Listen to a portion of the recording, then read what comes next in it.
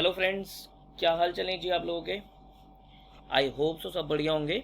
चलो जी, कंटिन्यू करते हैं अपना chapter number 1 nature objective and scope of audit, part number 5। आज हमारा पार्ट 5, लेक्चर नंबर 6। आइए जी। अच्छा, एक बार ओवरव्यू लेंगे। हमने अभी तक क्या किया। हमने अभी तक इस चैप्टर में, बताइए जी, क्या क्या कर लिया। सर हमने दो एसेज देखे। कौन कौन से ऐसे। एक हमने ऐसे 200 सीखा। नाम बताइए जी, ऐसे 200 का नाम। Overall objectives of independent auditor and conduct of an audit in accordance with standards on auditing, in accordance with standards on auditing। ठीक है जी। एक तो हमने ये ऐसे 200 देखा। उसके बाद हमने देखा था ऐसे 220। बताइए जी, ऐसे 220 छोटा नाम, क्या नाम। Quality control for an audit of financial statements. ठीक है जी, quality control for an audit of financial statement. ठीक है, तो ये दो एसेज हमने अभी तक देखे हैं। अच्छा, इस चैप्टर में मैंने आपको बताया था कि इस चैप्टर को हम क्वेश्चन पॉइंट ऑफ व्यू से दो पार्ट्स में डिवाइड करेंगे। पहले तो बहुत बेसिक पार्ट था जिसमें हमने advantages of audit, scope of audit, inherent limitation, aspects of audit, advantages, ये सब चीजें देखी थी। और जो सेकंड पार्ट था, देखो दोनों पार्ट में से एक एक क्वेश्चन आने के चांसेस पूरे पूरे बनते हैं। जो हमारा सेकंड पार्ट था, सेकंड पार्ट में था हमारे पास, क्या था बताइए जी, elements of system of quality control. ये किसके पॉइंट ऑफ व्यू से सीख रहे हैं। ये हम सीख रहे हैं सर ऑडिट फर्म के पॉइंट ऑफ व्यू से। सर ऑडिट फर्म का जो क्वालिटी कंट्रोल का सिस्टम है, क्वालिटी कंट्रोल मींस ऑडिट की क्वालिटी को मेंटेन करने का जो सिस्टम है, जो फर्म पॉलिसीज एंड प्रोसीजर्स बनाती है, उनके क्या क्या एलिमेंट्स होने चाहिए वो हमने देखा। बताइए जी, क्या क्या नाम थे उसके, रिकॉल कीजिए, नाम बताइए, क्या क्या एलिमेंट्स हैं। Elements of system of quality control. अच्छा, ये कहां पर लिखा है, ये साहब ऐसे 220 में लिखा है। Elements of system of quality control कहां पर लिखा है जी, ऐसे 220 में लिखा है। तो बताइए मुझे क्या क्या एलिमेंट्स थे, रिकॉल कीजिए। पहला क्या था, लीडरशिप रिस्पॉन्सिबिलिटीज। मेरे से आगे चलना है सर, मैं जान के धीरे धीरे बोल रहा हूं ताकि आप रिकॉल करें। लीडरशिप रिस्पॉन्सिबिलिटीज, बोलिए बोलिए आगे क्या होना चाहिए। देखो वर्ड टू वर्ड याद रखना पड़ेगा आपको। Leadership responsibilities for quality with in the firm. Leadership responsibilities for quality with in the firm. Second element, ethical requirement.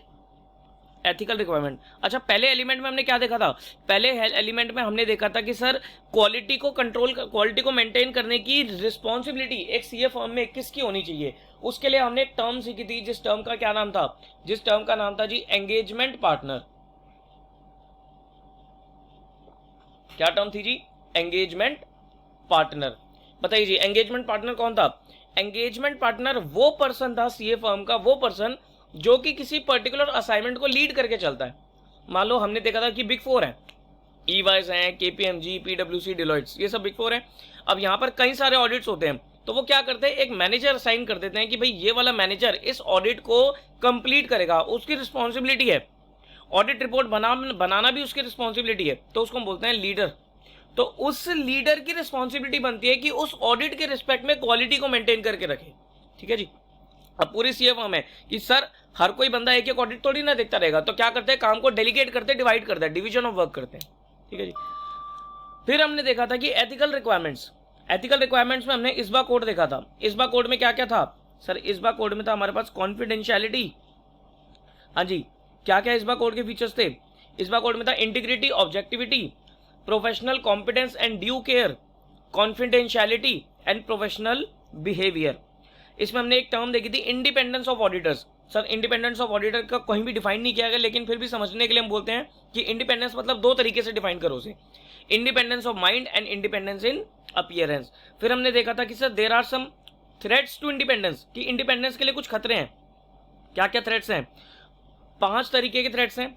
Self interest threat, self review threat, advocacy threat, familiarity threats and intimidation threats. फिर हमने इसको eliminate करने के safeguard देखे थे। और एक हमने टर्म सीखी थी प्रोफेशनल स्केप्टिसिज्म। क्या था जी प्रोफेशनल स्केप्टिसिज्म? इसका मतलब था कि सर वो एटीट्यूड, वो बिहेवियर ऑडिटर का जो एनेबल करता है उसे टू बिकम अलर्ट, एक क्वेश्चनिंग माइंड रहता है। मतलब जितनी भी उसे लगता है कि मिस स्टेटमेंट हो सकती है, उनके लिए वो क्या हो जाएगा सर? अलर्ट हो जाएगा। उसको हम क्या बोलते हैं? Behaviour of professional scepticism. उसके बाद थर्ड पॉइंट एक्सेप्टेंस। अगला एलिमेंट क्या था? अच्छा, पहले 2 एलिमेंट हम लास्ट क्लास में कर चुके थे, आज हमें थर्ड एलिमेंट से याद रखना है। एक्सेप्टेंस एंड, पहले तो नाम बताइए, acceptance and continuance of client relationship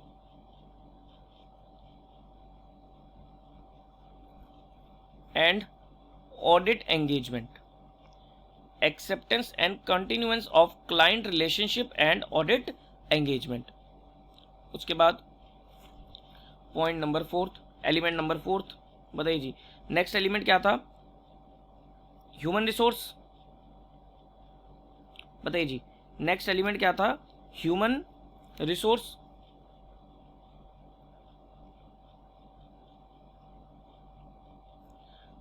fifth element क्या था जी? Engagement performance. एंगेजमेंट परफॉर्मेंस, देखो लिख लिख के चीजें याद होती हैं। Engagement performance. और लास्ट एलिमेंट इज मॉनिटरिंग।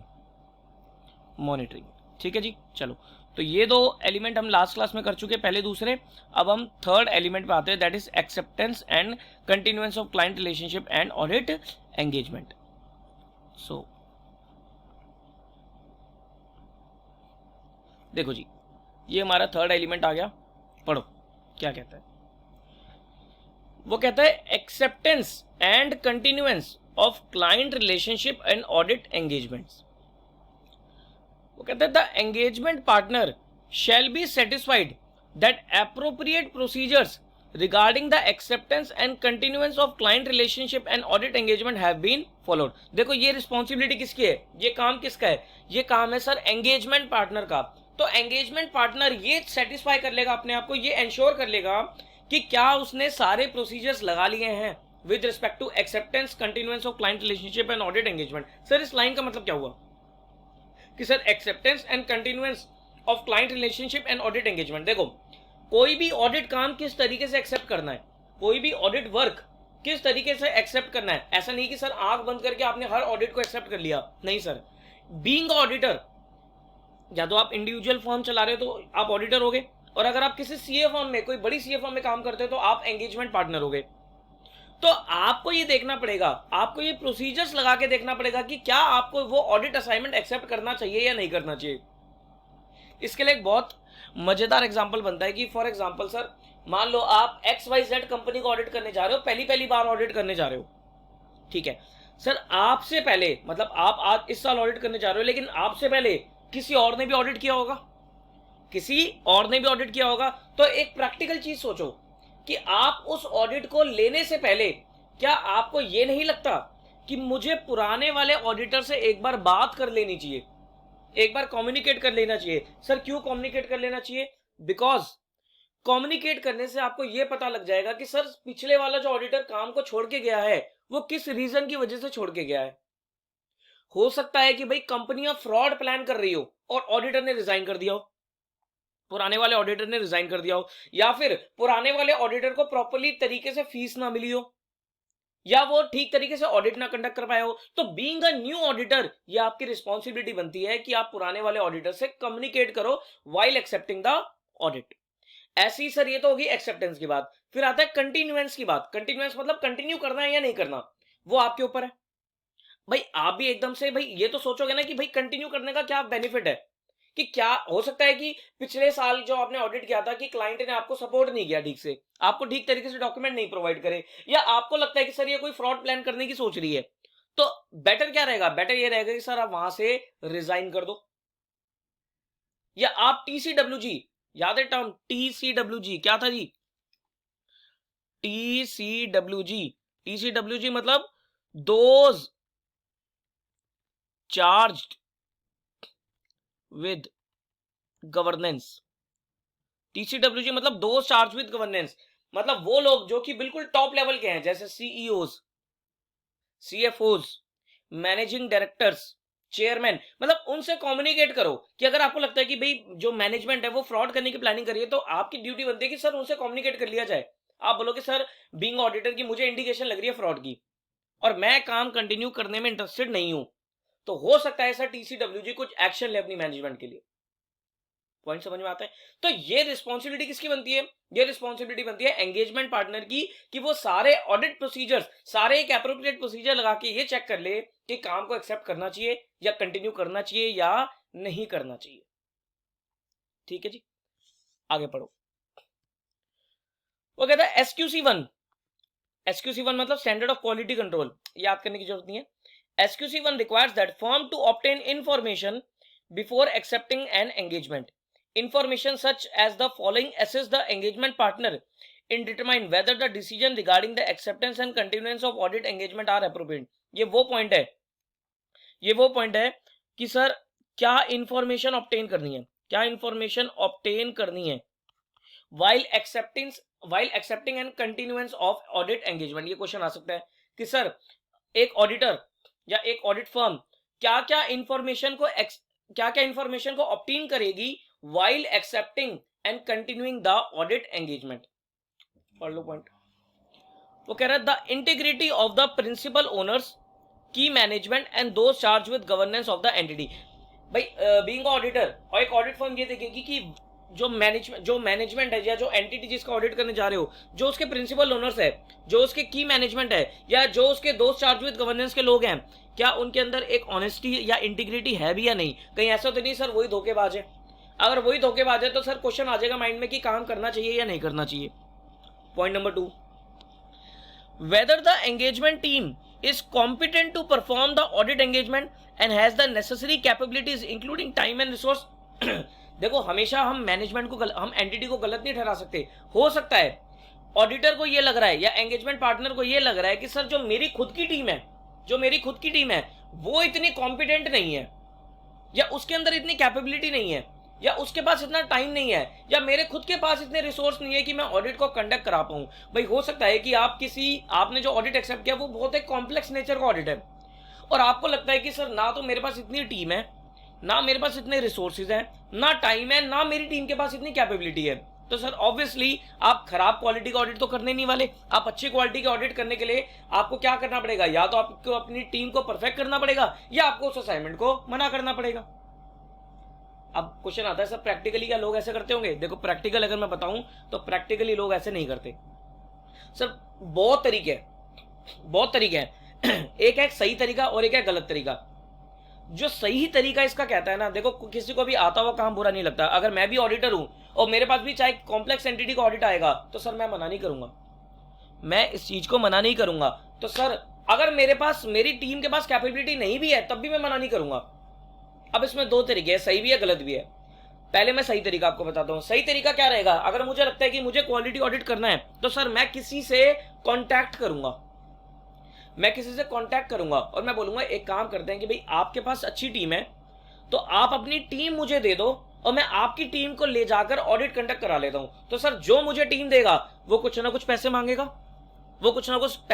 तो मैं क्या उसे बोलूंगा? मैं बोलूंगा कि हम एक काम करेंगे, फीस को शेयर कर लेंगे। भाई साइनिंग मेरे हैं, लेकिन आपकी टीम कैपेबल है तो मैं आपकी टीम को लेके जाना चाहता हूं। सब बिल्कुल फेयर तरीका है, बिल्कुल फेयर तरीके काम करने का तरीका है। ये है सही तरीका। गलत तरीका क्या है? सर गलत तरीका यह है कि मैं उस ऑडिट को एक्सेप्ट कर लूं और मैं गलत क्वालिटी का ऑडिट करूं। सिर्फ पैसों के चक्कर में मैंने नाम का ऑडिट कर दिया, चाहे मेरे को आता था या मेरी टीम को आता था या नहीं आता था, फिर भी मैं कराया। ये गलत तरीका है सर। मार्केट में कौन सा चलता है? मार्केट में सर दोनों चलते हैं। सही भी चलता है, गलत भी चलता है। आजकल लोग सही तरीके पे जाने लगे क्योंकि सर आजकल स्ट्रिक्टनेस ज्यादा है। पहले चीजें गलत हो भी जाती थी तो पकड़ में नहीं आती थी, तो सर आजकल तो लोग सही तरीके को फॉलो करने लगे। वो क्या करते हैं, वो ज्वाइंट करके काम करते हैं। वो कहते हैं कि सर मेरे पास, मैं साइनिंग करने के लिए जा रहा हूं लेकिन मेरे पास इतनी कैपेबल टीम नहीं है, और मेरे को लगता है कि मेरा फ्रेंड जो सीए फर्म में काम, जो सीए फर्म चला रहा है, उसके बाद एक कैपेबल टीम है, तो मैं उससे उसकी टीम को हायर कर लूंगा और उसे चार्जेस दे दूंगा, पैसे दे दूंगा। बिल्कुल फेयर तरीका, ठीक है। तो ये देखना पड़ेगा कि क्या आपकी खुद की एंगेजमेंट टीम कैपेबल है, क्या आपके पास टाइम है, क्या आपके पास रिसोर्स है या नहीं। उसके बाद whether the firm and the engagement team can comply with relevant ethical requirement, कि भाई क्या आपकी फर्म या आपकी एंगेजमेंट टीम, क्या वो खुद एथिकल रिक्वायरमेंट को फॉलो कर पा रही है या नहीं कर पा रही। IESBA code, integrity, objectivity, professional competence and due care, और क्या था जी, integrity, objectivity, professional confidentiality and professional behaviour, कि क्या ये एथिकल रिक्वायरमेंट्स को आपकी फर्म और टीम फॉलो कर पा रही है या नहीं कर पा रही। अगर नहीं कर पा रही है तो सर क्यों क्लाइंट का काम खराब करते हो, मना कर दो। और last is significant matters that have arisen during the current or previous audit engagement and their implication for continuing the relationship। भाई अगर आपको लगता है कि भाई पिछले ऑडिट के टाइम पे कोई भयंकर सी चीज सामने निकल के आ गई, कोई मतलब एक सिग्निफिकेंट, एक इंपॉर्टेंट मैटर सामने निकल के आ गया, गड़बड़ी थी निकल के आ गई सामने, तो क्या उसका इंपैक्ट करंट वाले ऑडिट पे भी पड़ेगा। क्या उसका इंपैक्ट जो आप ऑडिट एक्सेप्ट करने जा रहे हो उस पर भी पड़ेगा या नहीं पड़ेगा। इसके लिए सब प्रैक्टिकली क्या किया जाता है, इसके लिए प्रैक्टिकली जो सीए फर्म होती है वो पास्ट ऑडिट रिपोर्ट को कंसीडर करती है काम एक्सेप्ट करने से पहले।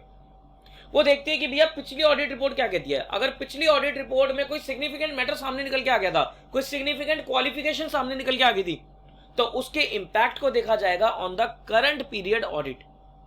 पॉइंट समझ में आता है। आगे क्या कहता है वो ये इंपॉर्टेंट है पॉइंट, दिस इज इंपॉर्टेंट। वो कहता है if the engagement partner obtains the information that would have caused the firm to decline the audit engagement had the information been available earlier, the engagement partner shall communicate that information promptly to the firm so that the firm and EP can take the necessary action. ठीक है, वो कहता है ऊपर तो हमें पता लग गया कि भाई कौन कौन सी इंफॉर्मेशन को ऑब्टेन करना है। अब वो कहता है कि अगर मान लो एंगेजमेंट पार्टनर के सामने कोई ऐसी इंफॉर्मेशन आ जाती है जिसकी वजह से उस ईपी को लगता है कि भाई फर्म को ऑडिट एंगेजमेंट को एक्सेप्ट नहीं करना चाहिए। अच्छा मुझे ये बताओ, ये फर्म और एंगेजमेंट पार्टनर ये अलग अलग क्यों बोले जा रहे हैं। सर ध्यान से पॉइंट क्लियर कर लो, एंगेजमेंट पार्टनर फर्म का ही पर्सन है, जो ईपी कौन है, ईपी फर्म का ही बंदा है। ईपी की रिस्पॉन्सिबिलिटी है ऑडिट को कंडक्ट करना, लेकिन जो ईपी काम कर रहा है वो फर्म के बिहाफ पे ही तो कर रहा है, वो फर्म के बिहाफ पे ही तो कर रहा है। इसीलिए बोला जा रहा है कि सर ईपी को अगर कोई इंफॉर्मेशन मिलती है जिसकी वजह से उसे लगता है कि भाई फर्म को ऑडिट एंगेजमेंट को एक्सेप्ट नहीं करना चाहिए, तो उस केस में ईपी की रिस्पॉन्सिबिलिटी बनती है कि वो फर्म से कम्युनिकेट करे और फर्म और ईपी मिलकर एक नेसेसरी एक्शन को ले पाए। ऐसा नहीं कि सर ईपी को लगता है कि भाई कोई इंफॉर्मेशन मिल गई ईपी को और ईपी बोल दे कि भाई ऑडिट एंगेजमेंट एक्सेप्ट नहीं हो सकता, और वो वहां पर क्लाइंट को मना करे कि भाई हम नहीं कर सकते ऑडिट। नहीं, वो कह रहे हैं ईपी डिसीजन नहीं लेता, डिसीजन तो फर्म का चलेगा, ईपी तो बस फर्म के बिहाफ पे काम कर रहा है। पॉइंट समझ में आया। ठीक है जी, तो क्या बोला गया है कि अगर ईपी के सामने कोई इंफॉर्मेशन ऐसी आती है जिससे उसे लगता है कि सर फर्म को ऑडिट एंगेजमेंट को डिक्लाइन कर देना चाहिए, उस केस में ईपी की जिम्मेदारी बनती है कि वो फर्म के साथ कम्युनिकेट करे और फिर फर्म और ईपी मिलकर कुछ नेसेसरी एक्शन को ले पाए। ठीक है जी, तो ये हमारा पॉइंट नंबर एलिमेंट नंबर 3 था, acceptance and continuance of client relationship and audit engagement, कि किस तरीके से ऑडिट एंगेजमेंट को या क्लाइंट रिलेशनशिप को कंटिन्यू किया जाएगा और ऑडिट एंगेजमेंट को एक्सेप्ट किया जाएगा। ओके जी, नेक्स्ट एलिमेंट आता है हमारे सामने ह्यूमन रिसोर्स। बहुत इंपॉर्टेंट चीज human resource. Sir human resource का मतलब होता है, सबको पता है sir, human resource means man power. Man power. अच्छा सर ऑडिट कौन कर रहा है, ऑडिट कर रही है sir CA firm. CA firm में कौन है सर, सीए फर्म में चार्टर्ड अकाउंटेंट्स है और उसकी टीम है, ईपी और एंगेजमेंट टीम है। वो कौन है सर, वो ह्यूमन बींग्स है, मैन पावर है। मैन पावर की तो सबसे ज्यादा जरूरत है काम करने के लिए, तो उसके लिए क्वालिटी कंट्रोल को मेंटेन करने के लिए सर मैन पावर कैसे एक एलिमेंट बन गया। ह्यूमन रिसोर्स को किस तरीके से मैनेज किया जाएगा। देखो जी, वो कहता है the firm should establish policies and procedure design to provide it with the reasonable assurance that it has sufficient personnel with the capabilities, competence and commitment to ethical principle necessary to perform its engagement in accordance with professional standards and regulatory and legal requirement, and to enable the firm or engagement partner to issue report that are appropriate in the circumstances। ठीक है जी, वो कहता है कि firm को इस तरीके से पॉलिसी एंड प्रोसीजर्स को बनाना चाहिए जिसके हिसाब से उसे एक रीजनेबल एश्योरेंस मिल जाए कि भाई मेरे पास एक सफिशिएंट मैन पावर है, जिसके पास प्रॉपर कैपेबिलिटीज है, जिसके पास प्रॉपर कॉम्पिटेंस है, जिसके पास एक कमिटमेंट है कि वो एथिकल प्रिंसिपल्स को या एथिकल रिक्वायरमेंट्स को पूरा कर सके, और सारे के सारे ऑडिट एंगेजमेंट वो इन अकॉर्डेंस विद प्रोफेशनल स्टैंडर्ड्स, मतलब स्टैंडर्ड्स ऑन ऑडिटिंग, और इन accordance with legal requirements and regulatory requirements वो फुलफिल कर सके। क्योंकि सर उसके बाद क्या करना है सर, ईपी को रिपोर्ट इशू करनी है, और रिपोर्ट में सारी चीजें लिख दी जाती है कि हमने अपना ऑडिट एक एथिकली तरीके से किया है, प्रोफेशनल स्टैंडर्ड्स को फॉलो करते हुए किया है। तो सर फर्म की पॉलिसी एंड प्रोसीजर में ह्यूमन रिसोर्स के लिए ये पॉइंट होना जरूरी है। मतलब अगर एक क्वालिटी फर्म चाहिए आपको तो सर क्वालिटी स्टाफ भी चाहिए।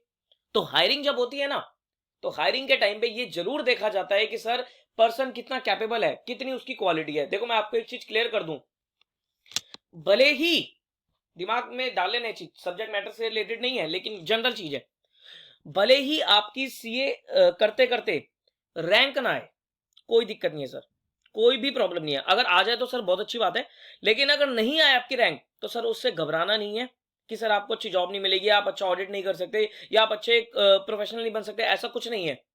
सर आपकी रैंक ना आए लेकिन आपको काम की अच्छी नॉलेज है, आपने अपनी आर्टिकलशिप बहुत अच्छे से करी है, आपने काम को बहुत अच्छे से सीखा है, तो सर वो ज्यादा आपको एडवांटेज पहुंचाती है फ्यूचर में जाकर। मैंने कई सारे ऐसे लोग देखे सर, रैंक आती है लेकिन स्टिल उनको ठीक से काम करना नहीं आता, क्योंकि सर रैंक में उन्होंने पढ़ाई पे तो पूरा ध्यान दे दिया लेकिन सर प्रैक्टिकली काम को नहीं सीखा, कोई फायदा नहीं है। लेकिन एक तरफ बच्चा कौन सा है कि सर ठीक है एक दो बार रह गया, वो पास नहीं हो पाया, एक दो बार रुक रुक के वो पास हुआ है, कोई दिक्कत नहीं है सर, प्रोफेशनल कोर्स है, सीए जैसा कोर्स है, टफेस्ट कोर्स है, तो सर टाइम तो लगता है, कोई बात नहीं। अगर फेल भी हो गए तो फेल से घबराना नहीं चाहिए। लेकिन उस पर्सन ने अपनी आर्टिकलशिप को बहुत सिंसियरली किया, बहुत अच्छे से काम सीखा, और सर उसके बाद देखो वो ऊंचाइयों तक पहुंच जाता है, वो कंपनी में टॉप से टॉप पोजीशन पे पहुंच जाता है, सीईओ सीएफओ तक पहुंच जाता है। एक अच्छी सीए फर्म है, वो अपनी एक प्रैक्टिस खड़ी कर लेता है, एक अच्छी बिग फोर्स में उसे अच्छी जॉब मिल जाती है, पार्टनर लेवल तक पहुंच जाता है। तो सर वो डिपेंड करता है पर्सन की क्वालिटी पर। कभी भी सर पढ़ाई जरूरी है, एग्जाम्स क्लियर करने जरूरी है, क्योंकि डिग्री आपको वहीं से ही मिलेगी, लेकिन सर उसके साथ साथ आपको अपनी क्वालिटीज पे भी वर्क करना पड़ेगा, अपनी नॉलेज एनहांसमेंट पे भी वर्क करना पड़ेगा। तो वो यही चीज कहता है कि सर फर्म के पॉलिसी प्रोसीजर किस तरीके से होनी चाहिए कि हमें कॉम्पिटेंट स्टाफ चाहिए, हमें कैपेबल स्टाफ चाहिए, हमें ऐसा स्टाफ चाहिए जो एथिकल गाइडलाइंस को प्रॉपरली फॉलो करके चलेगा, तभी सर क्वालिटी ऑडिट में अचीव, क्वालिटी मेंटेन हो पाएगी। उसके बाद क्या क्या चीजें आती हैं सर जो जो एक ह्यूमन बीइंग में होनी चाहिए। देखो वो कह रहा है such policies and procedures address the following personal issues. Recruitment कि किस तरीके से रिक्रूट किया जाएगा, परफॉर्मेंस इवैल्यूएशन कि सर पर्संस की परफॉर्मेंस को किस तरीके से इवैल्यूएट किया जाएगा, भाई टाइमली अपने स्टाफ को मॉनिटर करते चलो कि किस तरीके से वो काम कर रहे हैं, कि कहीं कोई ट्रेनिंग की रिक्वायरमेंट तो नहीं है, क्या वो कुछ गलत काम तो नहीं कर रहे, क्या उनकी नॉलेज में कोई कमी तो नहीं है। और जैसे मेरे को भी याद है सर, जब मैं सीए फर्म में था तो हमारी सीए फर्म में सर हर सैटरडे तो नहीं, वीक में 2 Saturday sir knowledge initiative meet होती थी। मेरे को याद है knowledge initiative meet. Knowledge initiative meet में सर क्या होता था, उसमें यही होता था कि पर्सन की क्वालिटी को बढ़ाया जाता था, एनहांसमेंट होती थी इन देयर नॉलेज। सब बहुत जरूरी है आज के टाइम में वो। उसके बाद कैपेबिलिटी चेक करना, कॉम्पिटेंस चेक करना, किस तरीके से उसके कैरियर की डेवलपमेंट हो सकती है। भाई जो स्टाफ है वो काम करते करते यही तो सीखेगा ना, उसके मन में तो इच्छा यही होगी ना कि मेरा कैरियर अच्छे से बना रहे। प्रमोशन कि क्या कोई प्रमोशन के फीचर्स उसे दिए जा रहे हैं। कॉम्पेंसेशन क्या उसे एडिक्वेट कॉम्पेंसेशन पे करी जा रही है। एस्टिमेशन ऑफ पर्सनल नीड्स कि भाई उसके भी पर्सनल नीड्स है, क्या उसको ठीक तरीके से कंसिडर किया जा रहा है या नहीं जा रहा है। उसके बाद addressing these issues enable the firm to ascertain the number and characteristics of individual required for firm's engagement। भाई फर्म के ऑडिट्स के लिए उनको कितने स्टाफ की जरूरत है, क्या क्या उनके कैरेक्टरिस्टिक्स होते हैं, तो सर वो सब चीजें भी आपको पता लग जाएंगी पॉलिसी प्रोसीजर्स से। The firm recruitment process includes procedures that help the firm to select individuals of integrity as well as capacity to develop the capability and competence necessary to perform firm's work. ठीक है, वो कह रहे हैं firm का जो recruitment process है वो इस तरीके का होना चाहिए कि उनके पास एक इंटीग्रल स्टाफ आ जाए, ऑनेस्ट स्टाफ आए, एक अच्छी कैपेसिटी का स्टाफ आए, एक अच्छी कैपेबिलिटी और कॉम्पिटेंस का स्टाफ उनके पास आ जाए। देखो जितनी अच्छी टीम होगी, जितनी क्वालिफाइड टीम होगी, जितनी कैपेबल टीम होगी, उतना क्वालिटी ऑडिट आपका अचीव हो पाएगा। तो सर ये डायरेक्ट रिलेशनशिप है कि जितनी अच्छी टीम होगी उतना क्वालिटी आप ऑडिट में अपने अचीव कर पाओगे। Clear point. अब नेक्स्ट एलिमेंट आता है हमारा एंगेजमेंट परफॉर्मेंस। ठीक है जी, पढ़ो। तो अभी तक हमने कितने एलिमेंट देख लिए? अभी तक हमने 3 एलिमेंट देखे। पहले में एलिमेंट था लीडरशिप रिस्पॉन्सिबिलिटी, दूसरा एलिमेंट था एथिकल रिक्वायरमेंट्स और तीसरा एलिमेंट था जी acceptance and continuance of client relationship and audit engagement. अब आता है engagement performance. Sir quality control को मेंटेन करने के लिए, ऑडिट क्वालिटी को मेंटेन करने के लिए ऑडिट परफॉर्मेंस को भी टाइमली चेक किया जाता है। भाई देखो क्या है कि ऑडिटर जो एंगेजमेंट पार्टनर है वो अपनी टीम को लेके जा रहा है साथ में। अब वो ये चेक करेगा कि जो मेरी टीम है क्या वो ठीक तरीके से काम कर रही है या नहीं कर रही, उनकी परफॉर्मेंस कैसी है, उनकी परफॉर्मेंस किस तरीके की है। तो फर्म की जिम्मेदारी बनती है कि वो अपने इस तरीके से पॉलिसी एंड प्रोसीजर्स डिजाइन करे सो दैट एंगेजमेंट परफॉर्मेंस को भी रिव्यू किया जा सके। देखो जी पढ़ो, वो कहता है the firm should establish policies and procedures design to provide it with the reasonable assurance that engagements are performed in accordance with professional standards and regulatory and legal requirement and that the firm or engagement partner issues a report that are appropriate in the circumstance। अगर आपको याद हो तो यही वाला point हमने पिछले वाले टॉपिक में भी पढ़ लिया। ये पॉइंट क्या कह रहा है? ये कह रहा है कि सर ये फर्म की रिस्पॉन्सिबिलिटी होती है कि वो इस तरीके से पॉलिसी और प्रोसीजर्स को बनाए सो दैट कि जो एंगेजमेंट पार्टनर है या जो ऑडिट एंगेजमेंट्स है वो अकॉर्डिंग टू एसएस और अकॉर्डिंग टू लीगल और रेगुलेटरी रिक्वायरमेंट्स फुलफिल की जा सके और एंगेजमेंट पार्टनर अपनी रिपोर्ट भी एप्रोप्रिएट इशू कर दे। आगे पढ़ो, वो कहता है through its policies and procedures the firm seeks to establish consistency in the quality of engagement performance. भैया पॉलिसीज और प्रोसीजर्स के थ्रू ही एंगेजमेंट परफॉर्मेंस में कंसिस्टेंसी ऑब्टेन करी जाएगी। भाई पॉलिसी प्रोसीजर इस तरीके से बनाया जाए कि एंगेजमेंट परफॉर्मेंस टाइमली रिव्यू होती जाए। This is often accomplished through written और इलेक्ट्रॉनिक मैनुअल्स, सॉफ्टवेयर टूल्स और other form of standardised documentation, industry और subject matter specific guidance materials. देखो क्या होता है, अब बात ये आती है सर एंगेजमेंट परफॉर्मेंस को चेक कैसे किया जाए। उसे चेक करने के लिए भाई कुछ ना कुछ सॉफ्टवेयर्स डिजाइन करे जाएं। जनरली जो बिग फोर्स होती है उनके सर स्टैंडर्ड सॉफ्टवेयर्स होते हैं, स्टैंडर्ड ऑडिट टूल्स होते हैं जो हर एक एंगेजमेंट पार्टनर को लगाने हैं, पूरी टीम को लगाने हैं। एक स्टैंडर्डाइज ऑडिट टूल्स होते हैं, स्टैंडर्डाइज उनकी डॉक्यूमेंटेशन का तरीका होता है और इंडस्ट्री वाइज उनकी कुछ ना कुछ गाइडलाइंस होती है। अब देखो बिग फोर में जैसे इलेक्ट्रॉनिक इंडस्ट्री है तो बिग फोर में इलेक्ट्रॉनिक इंडस्ट्री के अंदर कई सारी कंपनीज का ऑडिट होगा, तो उनको पता है कि सर इलेक्ट्रॉनिक इंडस्ट्री में क्या क्या चीजें देखनी है, क्या क्या एरियाज है, क्या क्या पॉइंट्स है जिनको कंसीडर करके चलना है, तो वो अपनी गाइडलाइंस ही इस तरीके से बना देते हैं। अब बात यह आती है कि sir matters addressed include the following. वो कह रहा है कि एंगेजमेंट, ये क्वेश्चन कैसे बनेगा कि सर एंगेजमेंट परफॉर्मेंस को चेक करने के लिए या एंगेजमेंट परफॉर्मेंस को मॉनिटर करने के लिए फर्म के पॉलिसीज एंड प्रोसीजर्स में क्या क्या मैटर्स एड्रेस होते हैं, पढ़ो। पहला point, how engagement teams are briefed on the engagement to obtain an understanding of the objectives of their work. देखो सबसे पहली चीज तो वो क्या देखेंगे, वो एक प्रोसीजर बनाएंगे कि एंगेजमेंट पार्टनर अपनी टीम को काम किस तरीके से समझा रहा है so that objective of the work achieve हो जाए या ऑब्जेक्टिव ऑफ द वर्क उनको समझ में आ जाए। देखो फॉर एग्जांपल मैं लीडर हूं, मैं एंगेजमेंट पार्टनर हूं और मेरे अंडर पूरी टीम है, फॉर एग्जांपल 10 लोगों की टीम है या 6 लोगों की टीम है, 8 लोगों की टीम है। अब मैं अपनी पूरी टीम को एक ऑडिट पे लेके जा रहा हूं, एक असाइनमेंट पे लेके जा रहा हूं, तो ये मेरी जिम्मेदारी बनती है ना कि मैं अपनी टीम को सारा काम, सारी चीजें सारे इंडस्ट्री के बारे में या पूरे कंपनी के बारे में एक ब्रीफ दे दूं, एक ब्रीफिंग दे दूं, सो दैट उनको ये पता लग जाएगा कि भाई ऑब्जेक्टिव क्या है जो हमें अचीव करना है। ठीक है जी।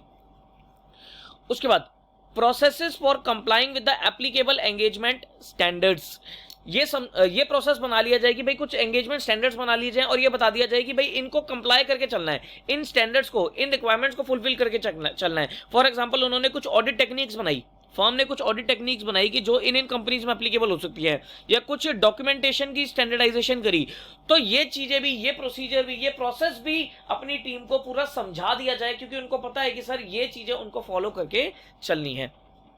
उसके बाद process of engagement supervision, staff training and coaching, भाई एंगेजमेंट को सुपरवाइज करता चला जाए। एक लीडर है तो लीडर अपनी टीम को सुपरवाइज करता चला जाए, उनको टाइमली ट्रेन करता चला जाए, उनको टाइमली कोचिंग देता चला जाए, सो दैट भाई क्या होता है, देखो मैं एंगेजमेंट पार्टनर हूं, मैं एक चार्टर्ड अकाउंटेंट हूं, लेकिन जो मेरे साथ टीम जा रही है वो सारे चार्टर्ड अकाउंटेंट नहीं हो सकते, हो सकता है उनमें से कुछ आर्टिकल्स हो जो भी सीए की पढ़ाई कर रहे हो, तो मैं उनसे ये एक्सपेक्ट नहीं कर सकता ना कि उनको परफेक्ट नॉलेज होगी। भाई मुझे तो होगी क्योंकि मैंने सारी चीजें, मैं क्वालिफाई कर चुका हूं, मुझे नॉलेज होगी, लेकिन मेरी टीम को नॉलेज होगी ये मैं एक्सपेक्ट नहीं कर सकता। तो ये मेरी जिम्मेदारी बनती है कि मैं अपनी टीम को प्रॉपर्ली ट्रेन करूं, प्रॉपर्ली उनको कोचिंग प्रोवाइड करूं, उनका सुपरविजन करता चलूं। ठीक है जी। उसके बाद methods of reviewing the work performed and the significant judgment made and form the report on the and the form of report being issued। ठीक है जी। देखो अब ये मेरी जिम्मेदारी बनती है कि मैं अपनी टीम का काम टाइमली रिव्यू करता चलूं, जो भी उन्होंने पॉइंट्स निकाले हैं, जो भी उन्होंने सिग्निफिकेंट जजमेंट्स निकाली है, उनको कंसिडर करके चलूं, और अपनी रिपोर्ट में भी उनको इंक्लूड करना है या नहीं करना है वो भी मैं कंसिडर करके चलूंगा। भाई मेरी टीम है, अब मेरी टीम में फॉर एग्जांपल एक्स पर्सन है, एक्स पर्सन को मैंने जीएसटी का एरिया दे दिया कि आप सारा जीएसटी का एरिया चेक कर लेना। अब एक्स पर्सन ने क्या किया, अब एक्स पर्सन एक आर्टिकल असिस्टेंट था, ऑडिट असिस्टेंट था, उसने अपनी नॉलेज के हिसाब से सर जीएसटी में सारी चीजें चेक करके मेरे सामने कुछ पॉइंट्स रख दिए कि सर ये चीजें मेरे को दिक्कत वाली लग रही हैं। अब मैं आंख बंद करके उसके पॉइंट्स को अपनी रिपोर्ट में कंसिडर नहीं करूंगा, ये मेरी जिम्मेदारी बनती है कि मैं पहले उसके काम को रिव्यू करूं, और जो भी उन्होंने पॉइंट्स निकाले, जो असिस्टेंट ने पॉइंट निकाले हैं, उसमें देखूं कि वेदर दीज आर मटेरियल और नॉट, क्या मटेरियल मिसस्टेटमेंट हो सकती है या नहीं हो सकती, और अगर हो सकती है फिर मैं देखूंगा कि क्या मैं इसको रिजॉल्व करवा पाऊंगा मैनेजमेंट से या नहीं। अगर मुझे लगता है रिजॉल्व करवा पाऊंगा तो फिर मैं कंसिडर नहीं करूंगा। अगर मेरे को लगता है कि भैया ये तो कुछ ज्यादा ही सिग्निफिकेंट इवेंट है या सिग्निफिकेंट आइटम है तो फिर मैं उसे कंसिडर कर लूंगा। अब जैसे कि मैनेजमेंट को जीएसटी जमा कराना था और मैनेजमेंट ने 2 महीने से जीएसटी, लास्ट के 2 महीने फॉर एग्जांपल ले लो, फेब और मार्च का जीएसटी जमा नहीं कराया। ठीक है, फेब और मार्च का जीएसटी जमा नहीं कराया, हम मई में ऑडिट कर रहे हैं, तो जो ऑडिट असिस्टेंट था, उसने निकाल लिया कि सर फेब और मार्च में जीएसटी जमा नहीं हुआ है, जीएसटी जमा नहीं हुआ है। अब मैं क्या करूं, अब मैं क्या उस असिस्टेंट के पॉइंट ऑफ व्यू से, उस असिस्टेंट के पॉइंट से मैं ऑडिट रिपोर्ट में ये लिख दूं कि फेब और मार्च का जीएसटी जमा नहीं हुआ? Answer is no. मैं क्या लिखूंगा, ये मेरी जिम्मेदारी बनती है कि मैं मैनेजमेंट से बात करूं कि जीएसटी क्यों नहीं जमा हुआ। अब मैनेजमेंट बताएगी सर फंड नहीं थे, फंडिंग नहीं थी। अब मैं क्या करूंगा, मैं मैनेजमेंट को बोलूंगा कोई बात नहीं, आप अब जीएसटी जमा करा दो विद इंटरेस्ट, और इंटरेस्ट की अकाउंटिंग मैं उसी पीरियड में करके चलूं। तो इस तरीके से ना कुछ मैटर्स को रिजॉल्व भी करा लिया जाता है। ठीक है जी। तो ये सब चीजें क्या होती है सर, टीम के काम को चेक करना। उसके बाद appropriate documentation of the work perform end of the timing and extent of the review, कि जो भी काम करा है टीम ने उसकी प्रॉपर डॉक्यूमेंटेशन चाहिए मुझे, उसका टाइमिंग चाहिए कि कब किया है और कितने हद तक उन्होंने रिव्यू किया है, ये सब चीजें भी चेक करके चलनी पड़ेगी। और last is processes to keep all the policies and procedures current, कि भाई जो भी पॉलिसी एंड प्रोसीजर्स है उनको एक्टिव रखना है। ऐसा नहीं कि पॉलिसी प्रोसीजर ड्राफ्ट हो गई लेकिन कोई उसे फॉलो नहीं कर रहा, तो सर वो बिल्कुल बेकार हो जाएंगे। पॉइंट समझ में आया? तो ये हमारा कौन सा टॉपिक था, ये था हमारा एंगेजमेंट परफॉर्मेंस। अब देखो ये जो टॉपिक्स आ रहे हैं छोटे छोटे टॉपिक्स है, इन पे short note point of view से ही पूछ सकता है, या ये मैंने पॉइंट्स तो आपको बता ही देगी, यहाँ से इंडिविजुअल पॉइंट्स भी वो आपसे पूछ के चल सकता है। ठीक है जी। उसके बाद हमारा लास्ट एलिमेंट आता है monitoring. Last element is your monitoring. क्या कर रहे हैं हम, टॉपिक का नाम क्या है, हमारे टॉपिक का नाम है sir elements of system of quality control. Sir मेरे हिसाब से ये एरिया में से, इन एलिमेंट्स में से एक क्वेश्चन एग्जामिनर जरूर पूछ लेता है। ये एग्जामिनर का फेवरेट एरिया है और सर ये इंपॉर्टेंट एरिया भी है। ऐसे कौन सा है सर? ऐसे है 220, quality control for an audit of financial statements. ठीक है जी। अब देखो मॉनिटरिंग। मॉनिटरिंग का मतलब क्या होता है? सब मॉनिटरिंग का मतलब होता है चेक करना, काम को चेक करना, टाइमली मॉनिटर करते रहना, रिव्यू करते रहना। ठीक है जी, पढ़ो। वो कहता है the firm should establish policies and procedure designed to provide it with the reasonable assurance that the policies and procedure relating to the system of quality control are relevant, adequate, operating effectively and complied within the practice। ठीक है जी, ये point भी अच्छा है। ये क्या कहता है? ये कहता है कि फर्म के जो पॉलिसी एंड प्रोसीजर है वो इस तरीके से होने चाहिए कि एक रीजनेबल एश्योरेंस मिलता चला जाए कि भाई जो हमारे पॉलिसीज एंड प्रोसीजर्स हैं, जो हमारे पॉलिसीज एंड प्रोसीजर है with respect to system of quality control, वो रेलेवेंट है, इंपॉर्टेंट है, वो एडिक्वेट है, वो ऑपरेटिंग इफेक्टिवली है, मतलब ठीक तरीके से वो काम कर रहे हैं और वो प्रॉपरली कंप्लाई हो रहे हैं। उसके बाद such policies and procedures should include an ongoing consideration and evaluation of firm system of quality control, including periodic inspection and a selection of completed engagements। वो कह रहे हैं policies and procedures, policies and procedures इनके अंदर क्या क्या होना चाहिए? इनके अंदर हमारे पास एक ongoing consideration and evaluation of firm system of quality control होना चाहिए। मतलब पॉलिसी एंड प्रोसीजर इस तरीके से बनाए जाएंगे कि फर्म का जो क्वालिटी कंट्रोल का सिस्टम है उसको ठीक तरीके से इवेल्युएट किया जा सके, उसकी पीरियोडिक इंस्पेक्शन हो जाए और ये सारे के सारे एंगेजमेंट में अप्लाई हो जाए। वो इस तरीके से पॉलिसी प्रोसीजर को डिजाइन करके चलेंगे। अब आता है the purpose of monitoring compliance with quality control policy and procedure is to provide an evaluation of. ठीक है जी, ये पॉइंट्स याद रखना है। वो कह रहे हैं मॉनिटरिंग कंप्लायंस, जो मॉनिटरिंग कर रहे हैं वो क्यों करा जा रहा है? क्वालिटी कंट्रोल को मॉनिटर क्यों किया जा रहा है? इस वजह से किया जा रहा है। For the purpose of evaluation of adherence to the professional standard and regulatory and legal requirement. देखो यही हमने पॉइंट बोला था कि क्वालिटी कंट्रोल अचीव करने के लिए हमें यह चेक करना पड़ेगा कि जो एंगेजमेंट है, जो एंगेजमेंट टीम काम कर रही है, जो एंगेजमेंट पार्टनर है, क्या वो एडिक्वेट प्रोफेशनल स्टैंडर्ड्स को फॉलो कर रहा है या नहीं कर रहा है, क्या वो adequate regulatory and legal requirements को फॉलो कर रहा है या नहीं कर रहा है। इसको मॉनिटर भी किया जाएगा, इसको टाइमली क्या करना पड़ेगा? इसको टाइमली मॉनिटर भी करके चलना पड़ेगा। उसके बाद whether the quality control system has been appropriately designed and implemented effectively, कि जो आपने क्वालिटी कंट्रोल सिस्टम को बनाया है क्या वो प्रॉपर डिजाइन किया गया है या नहीं किया है, और अगर डिजाइन किया है तो वह क्या इफेक्टिव तरीके से उसकी इंप्लीमेंटेशन हो रही है या नहीं हो रही है।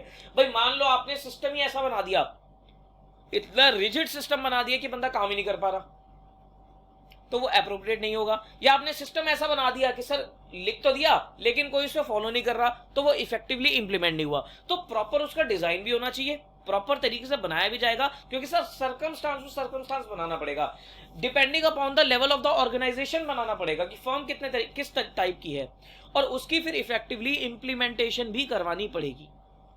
उसके बाद whether the firm quality control policies and procedures have been appropriately applied so that the report that are issued by the firm or engagement partner are appropriate in the circumstances, कि जो भी फर्म की quality control policies और procedures है क्या उनको properly apply किया जा रहा है या नहीं किया जा रहा है। क्योंकि at the end engagement partner को क्या करना है सर?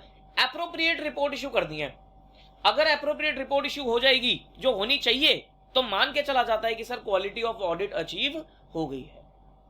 पॉइंट समझ में आता है?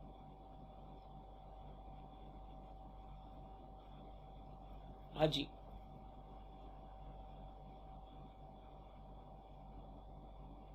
अब देखो तो हमने क्या पॉइंट देखा? हमने देखा कि सर मॉनिटरी कंप्लायंस का पर्पस क्या है, कि क्वालिटी कंट्रोल के सिस्टम में मॉनिटरिंग का क्या रोल है। मॉनिटरिंग का सर वही रोल है कि जो हम अचीव करना चाहते थे, जिस पर्पस के लिए हमने क्वालिटी कंट्रोल सिस्टम बनाया है, क्या वो पर्पस अचीव हो पा रहा है या नहीं हो पा रहा। पॉइंट समझ में आता है?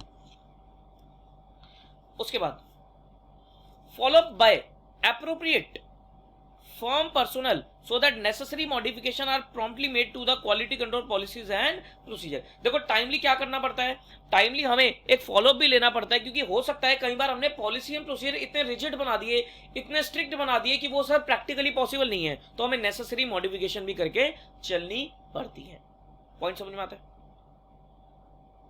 अब हमारा नेक्स्ट टॉपिक आता है pre conditions for an audit. Pre conditions for an audit, important mark करो उसे, छोटा सा टॉपिक है, इंटरेस्टिंग सा टॉपिक है, इंपॉर्टेंट भी है। अब प्री कंडीशंस का मतलब क्या है सर? वो कहता है कि ऑडिट स्टार्ट करने से पहले, ऑडिट स्टार्ट करने से पहले क्या क्या ऐसी कंडीशंस हैं जो सेटिस्फाई हो जानी चाहिए, जो सेटिस्फाई हो जानी चाहिए। पढ़ो, वो कह रहा है एज पर ऐसे 210, एक नया ऐसे सीखने जा रहे हैं हम, ऐसे 210। अब आगे 2-3 टॉपिक्स में ये यूज होगा। ऐसे का नाम क्या है? Agreeing the terms of audit engagement. ऐसे 210 कहता है pre conditions for an audit may be defined as the use by the management of an acceptable financial reporting framework in the preparations of financial statements and the agreement of the management and where appropriate TCWG to the premise on which audit is conducted। Sir ये क्या बोला, हमें कुछ भी समझ नहीं आया, दोबारा देखो। वो कह रहा है ऐसे 210 कहता है प्री कंडीशन, प्री कंडीशंस का मतलब हो गया सर ऑडिट स्टार्ट करने से पहले कौन कौन सी कंडीशन सेटिस्फाई हो जानी चाहिए, मतलब conditions to be satisfied before starting the audit, before starting the audit. वो कह रहा है ऑडिट स्टार्ट होने से पहले कौन कौन सी कंडीशन सेटिस्फाई हो जानी चाहिए। पहली कंडीशन तो है ये, the use by the management of an acceptable FRF, कि क्या मैनेजमेंट एक्सेप्टेबल FRF को यूज कर रही है या नहीं कर रही है। सर दो टर्म निकल के आई कि ये एक्सेप्टेबल क्या है और ये FRF क्या है। पहले देखते हैं सर FRF क्या है। FRF मतलब फाइनेंशियल रिपोर्टिंग फ्रेमवर्क, मतलब वो फ्रेमवर्क जो मैनेजमेंट ने यूज किया है for the preparation of financial statements. मैंने आपको पहले भी एक आध लेक्चर पहले भी इसके बारे में डिस्कस किया था, लेकिन अब थोड़ा सा और डीप में जाएंगे।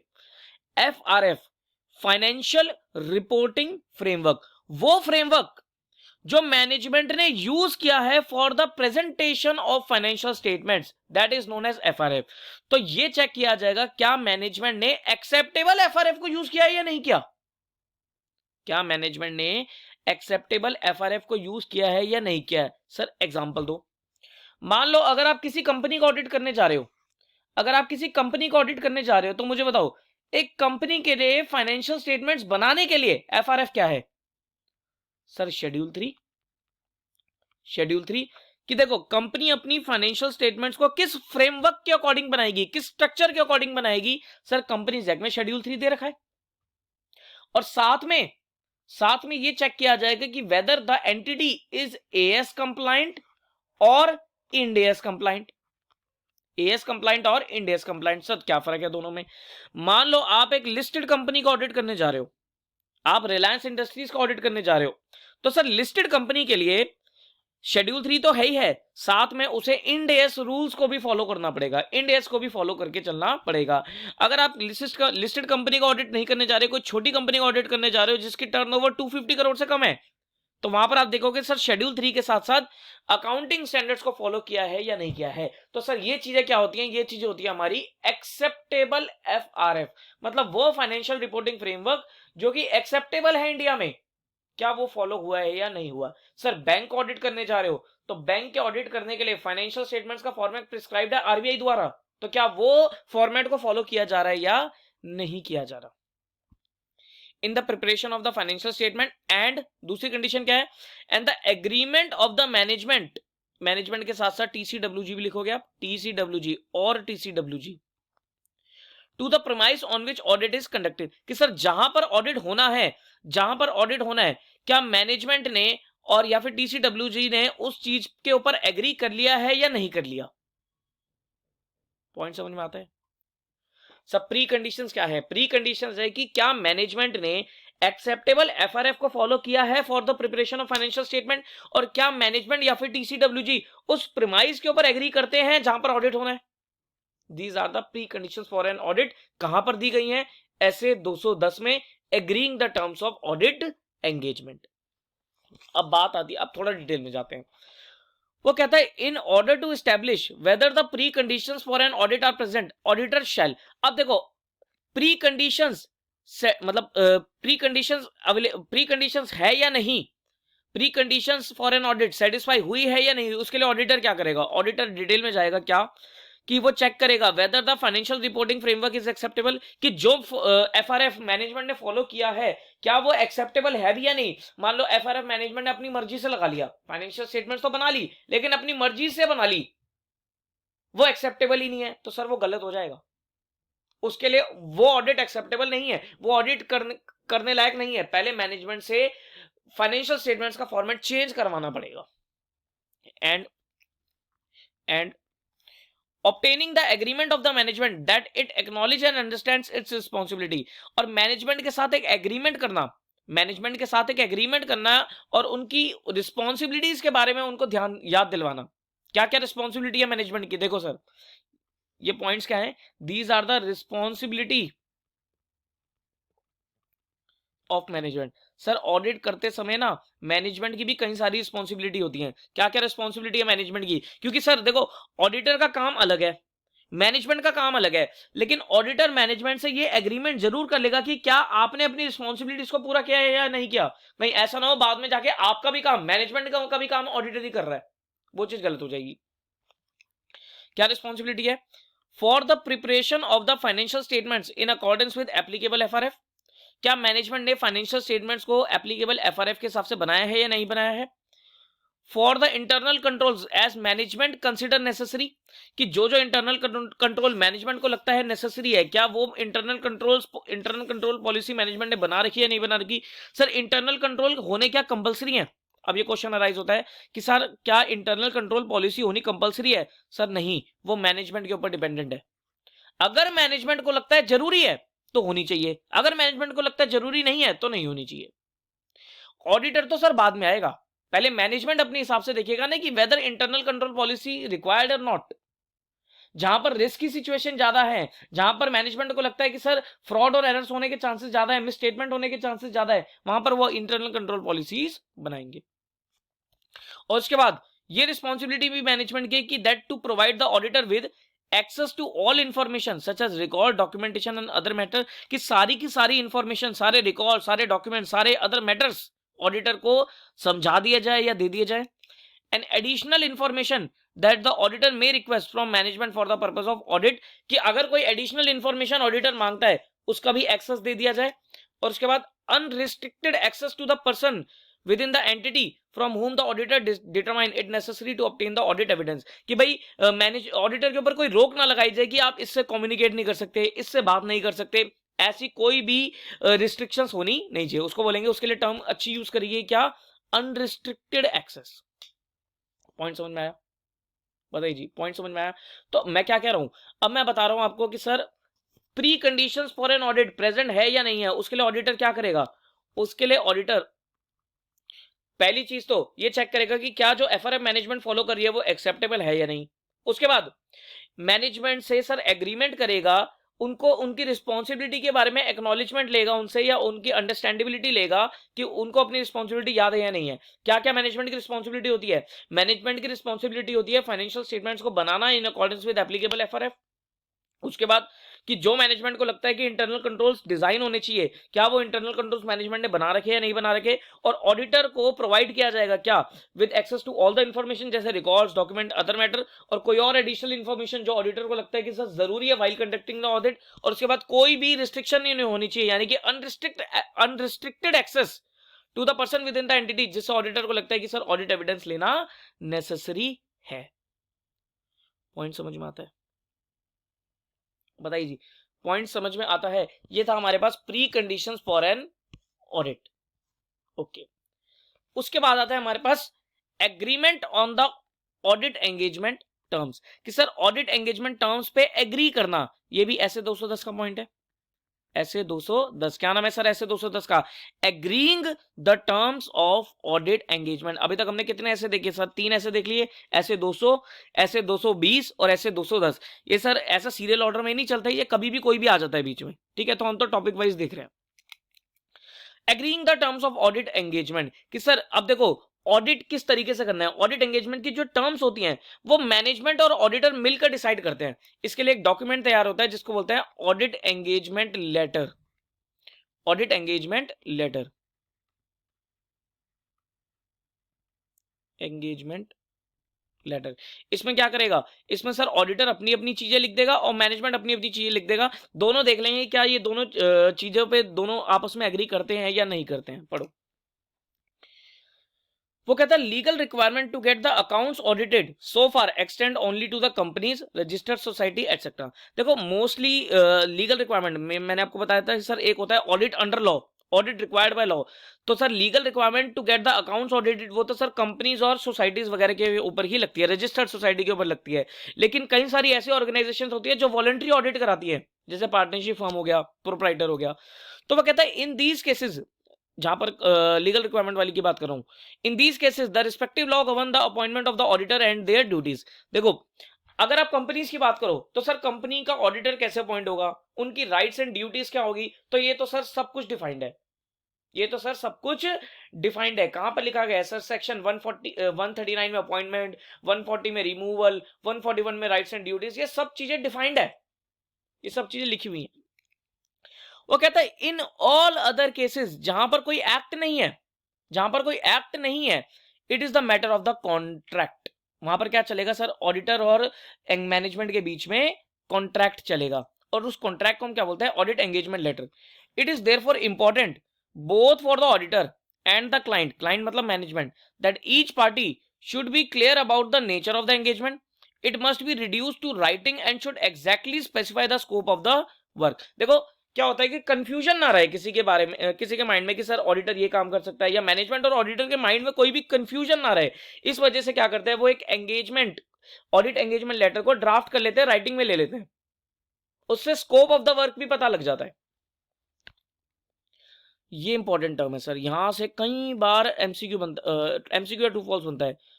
The audit engagement letter is sent by auditor to his client. ठीक है जी, बताओ जी सर ऑडिट एंगेजमेंट लेटर कौन बनाता है? सर ऑडिट एंगेजमेंट लेटर बनाता है ऑडिटर, और वो अपने क्लाइंट को भेजता है, और क्लाइंट से उस पर एग्रीमेंट ले लेता है, क्लाइंट से उस पर एक्नॉलेजमेंट ले लेता है, साइनिंग ले लेता है कि क्या आप मेरी चीजों पे एग्री करते हो या नहीं करते। क्योंकि सर ऑडिट किस तरीके से करना है वो तो ऑडिटर बताएगा ना। अब मैनेजमेंट देख लेगी कि क्या इन चीजों को वो अलाउ करेगी या नहीं करेगी। अगर मैनेजमेंट अलाउ नहीं करेगी तो वो एग्रीमेंट नहीं देगी, तो ऑडिट कंडक्ट होगा ही नहीं। पॉइंट समझ में आता है? वो कह रहा था ICAI has issued SA 210 agreeing the terms of audit engagement on this subject. It is in the interest of the auditor and the client to issue है engagement letter so that possibility of misunderstanding is reduced to the great extent. ठीक है जी। उसके बाद in the case of partnerships a few more precautions are needed. The appointment of the auditor is normally governed by the partnership deed. अगर मैं generally partnership की बात करूं तो सर किस तरीके से अपॉइंटमेंट होगी, ये सारी चीजें वो पार्टनरशिप डीड में ही लिख देते हैं पार्टनर्स।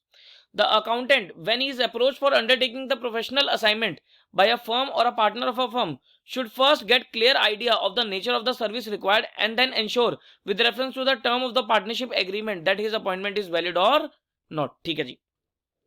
वो कह रहा है जो भी फर्म का बंदा ऑडिट करने जा रहा है वो ये चेक कर लेगा कि सर पार्टनरशिप एग्रीमेंट क्या कहता है, क्या पार्टनरशिप एग्रीमेंट के अकॉर्डिंगली, क्या पार्टनरशिप एग्रीमेंट के अकॉर्डिंग वो पर्सन ऑडिट करने के लिए वैलिड है या नहीं है।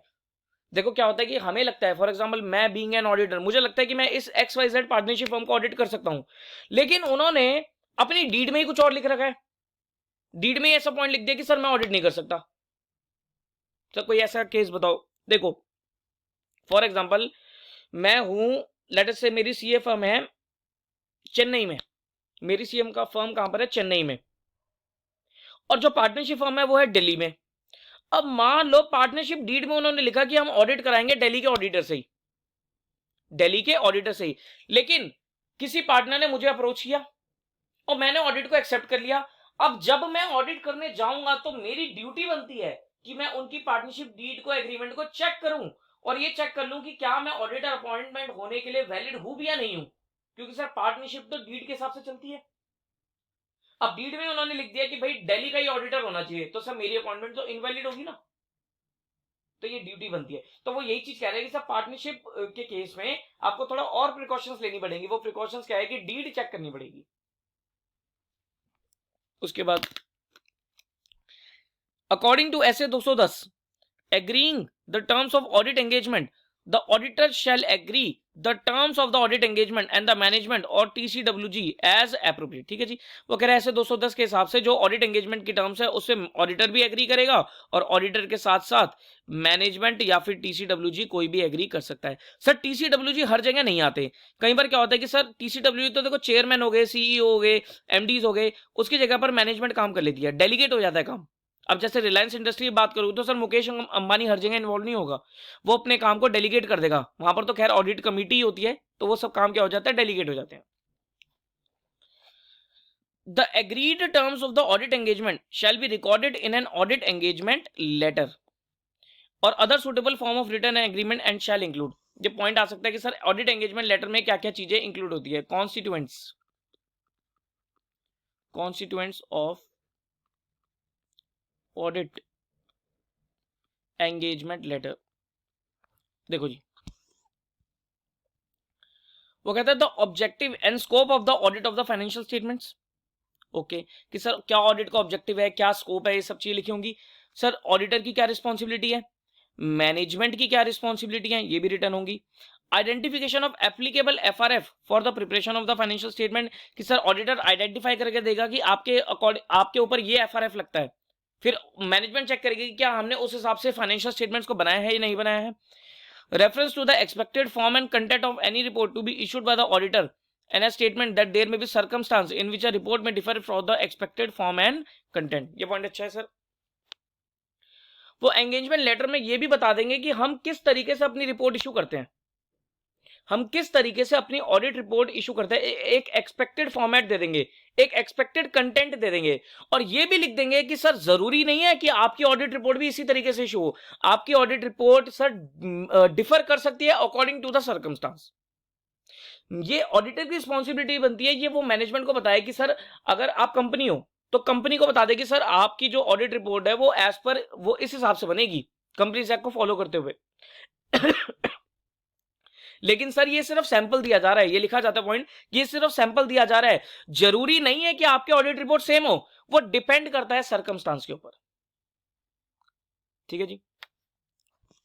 उसके बाद इफ लॉ और regulation prescribe in sufficient detail the terms of the audit engagement, the auditor need to record them in written agreement except for the fact that such law or regulation applies and the management acknowledge and understand its responsibility। देखो जी, वो कहता है कि अगर law और regulation में किसी लॉ में लिखा हुआ है कि ऑडिट एंगेजमेंट लेटर में और भी कुछ लिखा जाए तो ऑडिटर को वो रिटर्न में लिखने की जरूरत नहीं है, क्योंकि सर ये मान लिया जाता है, ये डीम्ड होता है कि लॉ एप्लीकेबल हो रहा है तो सर सारे प्रोविजंस को फॉलो किया जाएगा, तो बार बार उसे अननेसेसरी लिखने की जरूरत नहीं होती है।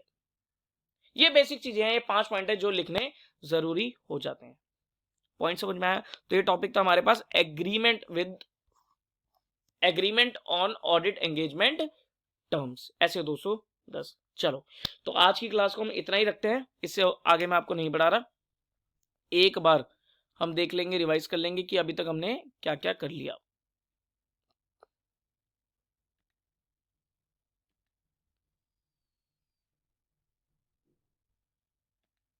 देखो जी, क्या क्या देख लिया हमने अभी तक? हमने देख लिया सर कुछ चीजें।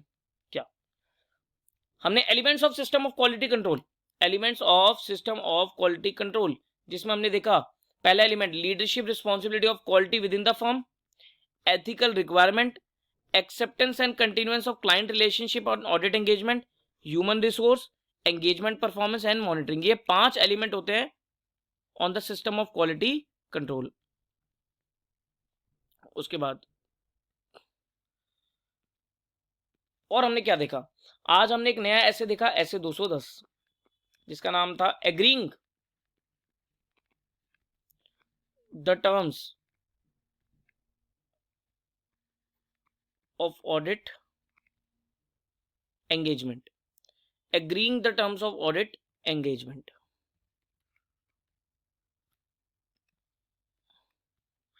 इसमें हमने कौन कौन से टॉपिक देखे? इसमें हमने 2 टॉपिक देखे अभी तक, प्री कंडीशंस